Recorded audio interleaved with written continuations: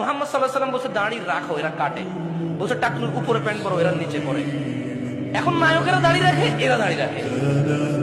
আল্লাহ তাআলা বলছে হালাল খাও, এরা সবসময় হারামের দিকে ঝুঁকে থাকে।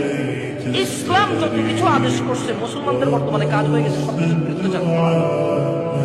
ওয়াল্লাহি যদি শুকর খাওয়া হালাল হতো, কেউ শুকর খেত না, গরু খেত সবাই। যদি মদ খাওয়া হালাল হতো, এই মুসলমানরা মদের প্রতি এত আকৃষ্ট থাকতো না, সবাই পানের প্রতি থাকতো। যদি সুদ আর ঘুষ খাওয়া হালাল হতো, তাহলে আজকের যে মুসলমান আমার চোখের সামনে আছে, আমরা আমার মনে হয় এরা কেউ সুদ আর ঘুষ খেত না। ওয়াল্লাহি যদি নামাজ পড়লে পাপ হতো, তো ফজরে তুমি মসজিদে জায়গা দিতে পারত না। গান শুনলে পাপ হয়, কনসার্টে জায়গা হয় না। গান শুনলে পাপ হয়, কনসার্টে জায়গা হয় না।